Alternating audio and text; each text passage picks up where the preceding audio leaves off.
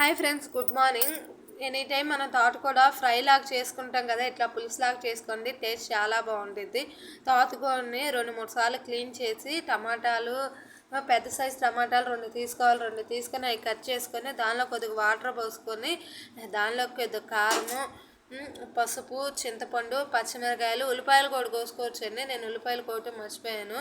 ఉల్లిపాయలైనా వేసుకొని తిరమాతలో కాకపోయినా ఇట్లా అయినా వేసేసుకోవచ్చు. ఇట్లా వేసుకొని కుక్కర్లో పెట్టేసేయాలి. కుక్కర్లో 5-6 విజిల్స్ వచ్చేదాకా ప్రెజర్ రానివ్వాలండి. ప్రెజర్ మొత్తం పోయిన తర్వాత కుక్కర్ మూత తీసి ఒకసారి మనం మొత్తం దాని మీద ఉప్పేసేసి ఒకసారి పప్పు గిత్తుతో తిప్పేసేస్తే అది మెత్తగా అయిపోయిందండి. మెత్తగా అయిన తర్వాత అది మెత్తగా అయిపోయింది. దాన్ని ఇంకొంచెం వాటర్ ఉన్నా కానీ మనం స్టవ్ మీద పెట్టుకొని ఆ వాటర్ మొత్తం కొద్దిగా ఇంకి సర్వ్ చేసుకోవచ్చు. తిరమాత గింజ పోపు వేయడానికి తిరమాత గింజలు అవి పెట్టేశాను. 1-2 గంటలు ఆయిల్ వేసేసుకొని పోపు దినుసులు అవన్నీ వేసుకొని నా దగ్గర ఎండుమిరగాయలు లేవండి. నేను ఎండుమిరగాయలు వేయను. మ్యాక్సిమం పిల్లలు తినరు, నేను తినరు అని చెప్పి, కానీ టేస్ట్ బాగుండేది. కొద్దిగా వాటర్ ఉందని పొయ్యి మీద పెట్టి ఉడికించుకుంటున్నాను. ఈలోపు ఉల్లిపాయలు కూడా వేసేసాను. మగ్గిపోతున్నాయి ఉల్లిపాయలు.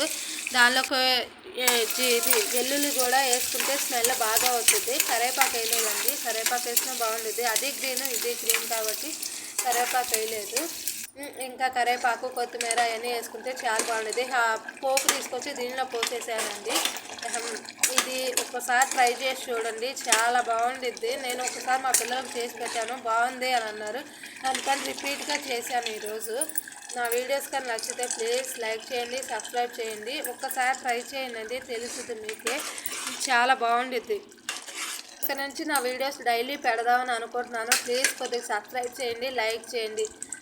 నా వీడియోస్ నచ్చితే ప్లీజ్ లైక్ చేయండి.